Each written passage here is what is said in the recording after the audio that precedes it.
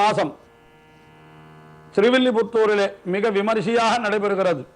அங்கே ஆண்டாள் நீராட்டத்திற்கு எழுந்தொழுகின்ற பொழுது அவளுக்கு அந்த திருமுடியிலே எண்ணெய் காப்பு சாற்றி, அந்த எண்ணெய் காப்பு சாற்றின பிற்பாடு அந்த தலையெல்லாம் நன்றாக வாரி எடுத்து, அதுபோல இங்கே ஆண்டாளுக்கு அந்த குழல் வாருகின்ற அந்த விசேஷமானது நடைபெறுகின்றது. இந்த உற்சவத்தை சேவிக்க வேண்டும் என்று ஆச்சாரியர்களிலே தலை சிறந்தவராய் எழுந்தருளியிருந்த மணவாள மாமுனிகள் அவரங்கே எழுந்தருளினதாகவும், ஆனால் அவர் எழுந்தருளுவதற்கு முன்னமே நீராட்ட வைபவம் முடிந்துவிட்டது என்றும், அதனால் அவருக்காகவே ஒரு நாள் தனியாக, மற்றொரு நாள் அதிகப்படியாக ஒரு நாள் ஆண்டாள் நீராட்டம் கண்டருளினாள் என்றும் செய்திகள் சொல்லப்படுகின்றன.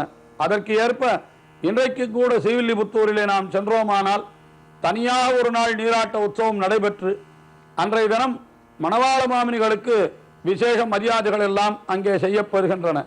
இப்படிப்பட்ட நீராட்ட வைபவத்தை சேவிக்க வேண்டும் என்று ஆச்சாரியர்கள் எல்லாம் பாரித்து கொண்டு அங்கே சென்றார்கள் என்று சொன்னால் நாமும் அதை சேவிக்க வேண்டாமா? ஆனால் நாம் அங்கே சென்று அதை சேவிப்பது நமக்கு சிரமமாயிருக்கும் என்ற காரணத்தினாலோ என்னமோ அந்த எம்பெருமானே நமக்கு பல பல விஞ்ஞான முன்னேற்றங்களை கொடுத்து இப்பொழுது அந்த ஆண்டாளுடைய நீராட்ட வைபவத்தை இந்த ஆழ்வார்கள் தரிசனத்திலே, நாம் ஆழ்வார்களிலே ஒருத்தியான ஆண்டாளுடைய தரிசனம், அதிலேயும் நீராட்ட தரிசனம் என்று செய்கிறோம் என்றால் உண்மையிலே நாம் எல்லாரும் பரம பாக்கியசாலிகள் என்றுதான் சொல்ல வேண்டும். அந்த நீராட்ட வைபவத்தை அனுபவித்து மகிழ்வோம்.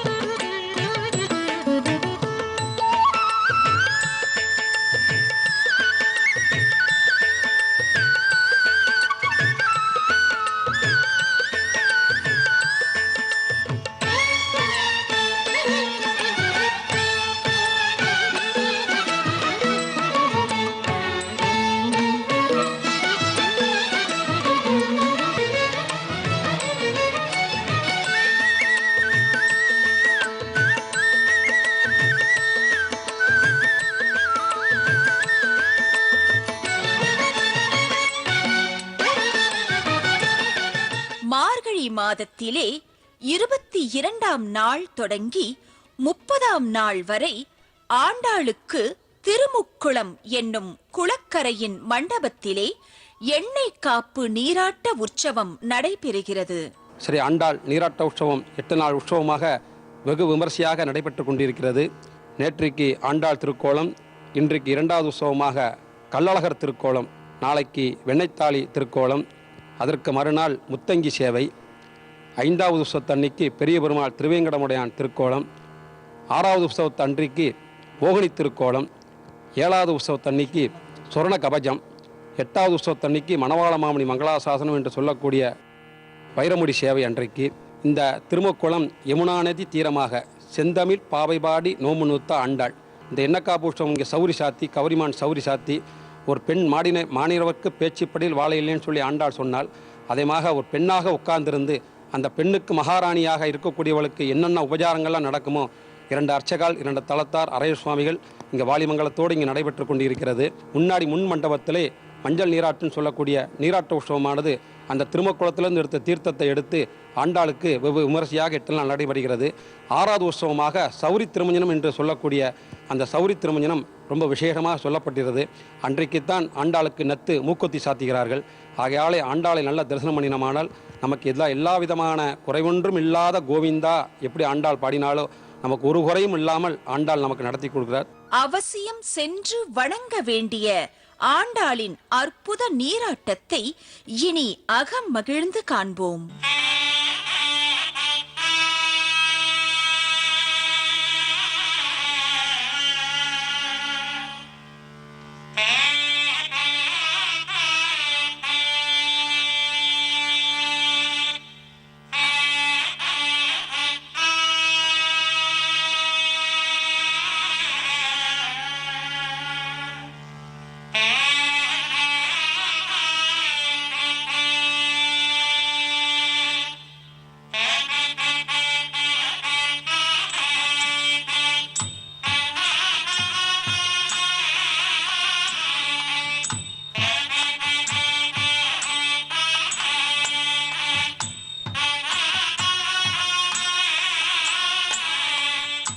மார்கழி மாத நீராட்டத்திலே எண்ணற்ற திருவாபரணங்களோடு வாச நறுங்குழல் ஆய்ச்சியர் என தான் உரைத்ததற்கேற்ப தன் கருங்குழலை முடிந்து அதிலே நெத்திச் சுட்டி, சூடாமணி, சூரிய சந்திரன் என பல திருவாபரணங்களையும் அணிந்து எழில் கோலோச்சும் நங்கையாய் நீராட வீற்றிருக்கும் பாங்கே பாவை நோன்பிருந்த பாவையின் ஏற்றம்.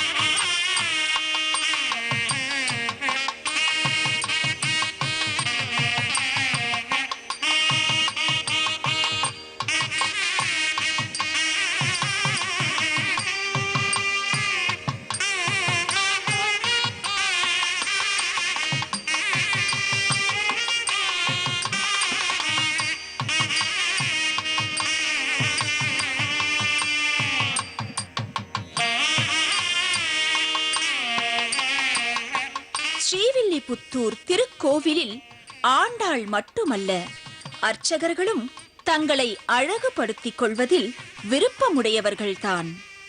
அவர்கள் ஆண்டாளை நீராட்டும் பாணியே ஓர் அழகு.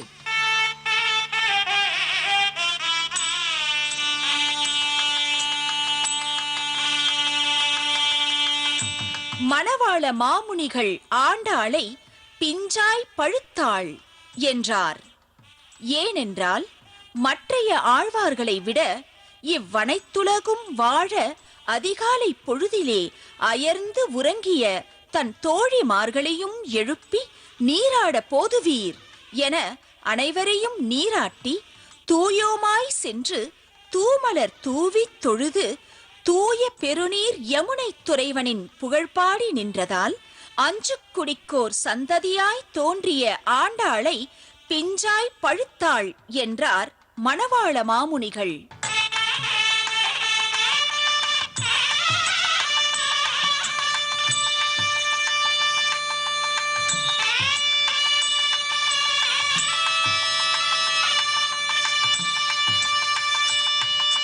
நல்ல வாசமுள்ள தைலத்தை ஆண்டாளின் சிரசிலே தெளித்து ஒரு பரிவுடன் அபிநயித்து அழகுற நீராட்டி மகிழ்வதை நாம் களிப்புடன் தரிசிக்கலாம்.